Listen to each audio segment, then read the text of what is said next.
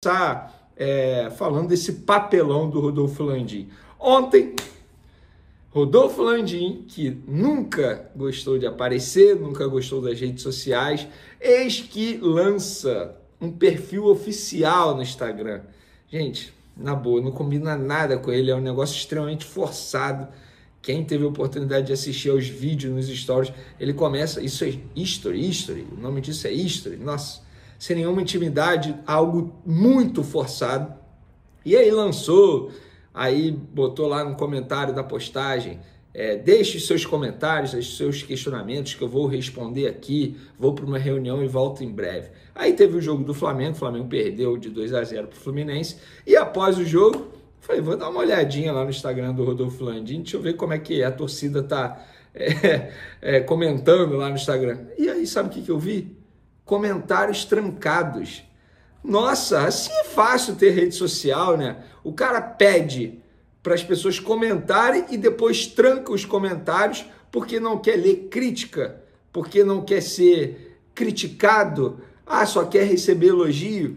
Papelão do Rodolfo Landim. E outra, na descrição do Instagram dele, ele bota assim, que faz parte da gestão mais profissional da história do Flamengo. Me desculpa, Rodolfo Landim, eu acho que você pode fazer parte e ser o presidente da gestão mais vitoriosa. Isso aí, sem sombra de dúvida, vocês ganharam muita coisa. Mas muita coisa vocês ganharam tendo mais sorte do que juízo. Porque profissional vocês não foram nem um pouco. Uma gestão que gasta mais de 50 milhões de reais com demissão de treinador, com multa rescisória de treinador, não pode ser considerado profissional. Com todo respeito ao seu trabalho à frente do Flamengo, que eu repito, em outras áreas vai muito bem, obrigado. Finança vai muito bem. Eu acho que assim, é uma gestão que a gente tem que bater palma, aplaudir. Foram 6 anos de um bom trabalho. Agora, dizer que foi a gestão mais profissional, eu discordo totalmente. Não foi a gestão mais profissional, mas não foi mesmo. Vocês não tiveram um projeto no futebol. Não tem projeto esportivo. Foram 6 anos sem projeto esportivo. O Jorge Jesus foi um acaso. Vocês contrataram o Jorge Jesus por coincidência, graças à indicação de Paulo Pelaipe, que hoje nem está mais no Flamengo, foi demitido por vocês de maneira covarde ainda por cima. Isso precisa ser ressaltado e hoje está no Cruzeiro. Fora isso, vocês não tiveram nenhuma gestão profissional no futebol. Mais um papelão do Rodolfo Landim.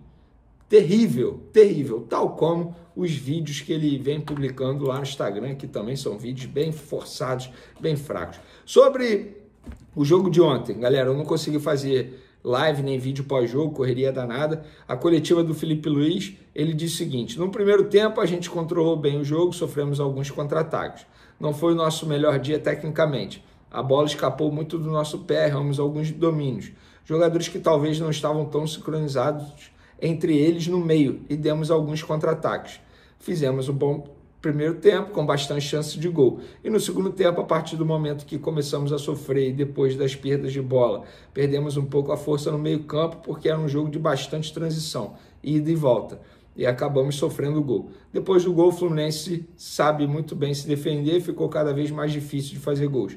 Mesmo assim, criamos chances e não conseguimos fazer. E ele também falou sobre Gabigol. Primeiramente, o que mais peço para o Gabi é o posicionamento dele, que ele se posicione de um jeito onde seja produtivo, que ele possa conseguir atacar bem os espaços, que é o que ele faz de melhor. Obviamente que cair no impedimento é uma leitura, um time que às vezes ele não está tendo, mas para mim menos pior é às vezes ele ficar impedido do que vir buscar a bola no pé, como vi ele fazer em anos anteriores.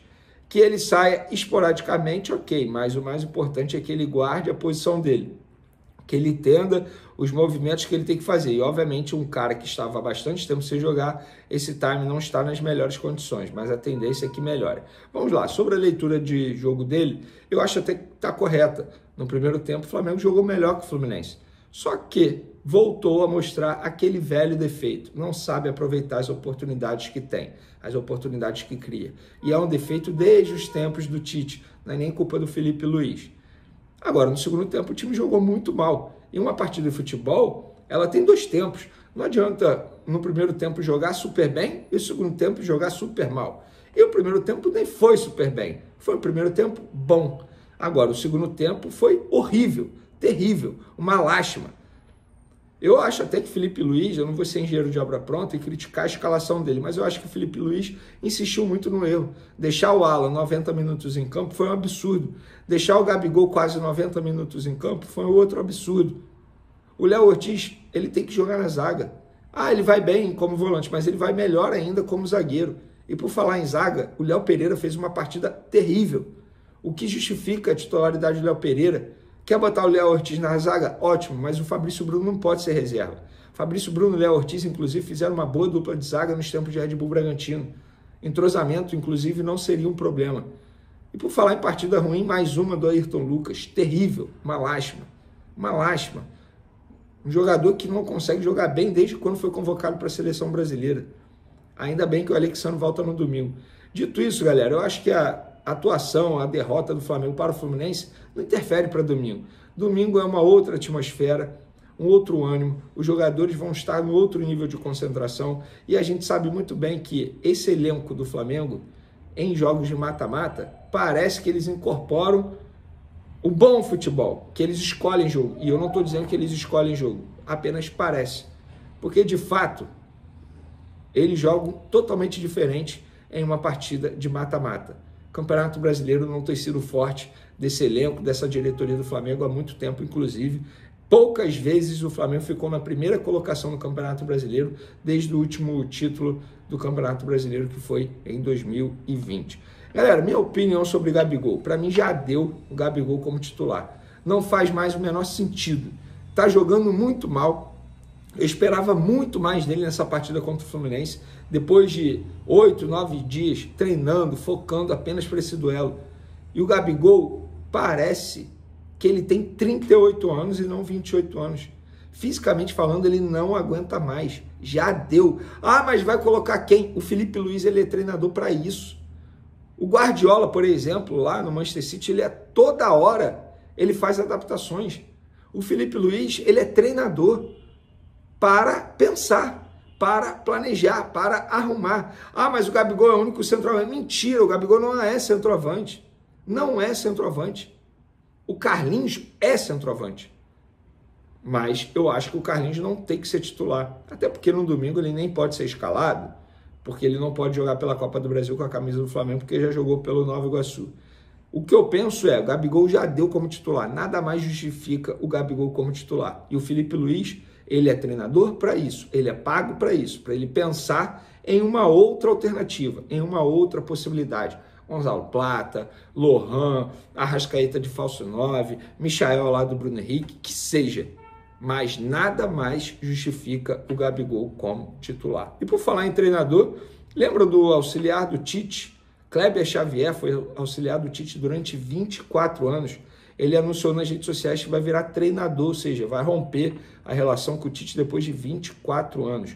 Boa sorte ao Kleber Xavier, inclusive o último trabalho dele ao lado do Tite foi justamente no Flamengo. Vamos falar agora de punição. Pois é, rapaz, o Flamengo hoje teve uma péssima notícia em relação ao Alcaraz, porque teve julgamento do STJD, aquela confusão lá do Campeonato Brasileiro, Flamengo e Corinthians, lembra? Pela 25ª rodada, jogo que foi no dia 1º de setembro, só hoje teve o julgamento lá no STJD, e Alcaraz pegou 4 jogos de suspensão, Yuri Alberto pegou 2 jogos de suspensão, o zagueiro Kaká pegou 2 jogos de suspensão, Emiliano Dias, auxiliar do Corinthians, 1 jogo de suspensão, Fabinho Soldado, dirigente do Corinthians, 15 dias de suspensão, Thiago Resetti, Gandula, 20 dias de suspensão, Alessandro Gandula, 20 dias de suspensão, Corinthians foi multado em R$13 mil e o Flamengo foi multado em R$8 mil. Venê, o Alcaraz pode jogar no domingo, Yuri Alberto pode jogar no domingo, o Kaká pode jogar no domingo, sim, eles podem jogar no domingo, para vocês entenderem.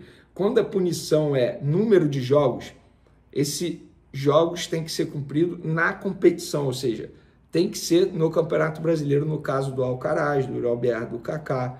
Quando a punição é em dias corridos, aí é dias corridos. Por exemplo, se eles tivessem pego 15 dias, o jogo no domingo, ia entrar nesses 15 dias, eles não iam poder disputar a partida. Então, como foi número de jogos, eles vão cumprir essas suspensões no Campeonato Brasileiro. O Alcaraz já pegou um jogo, se eu não me engano.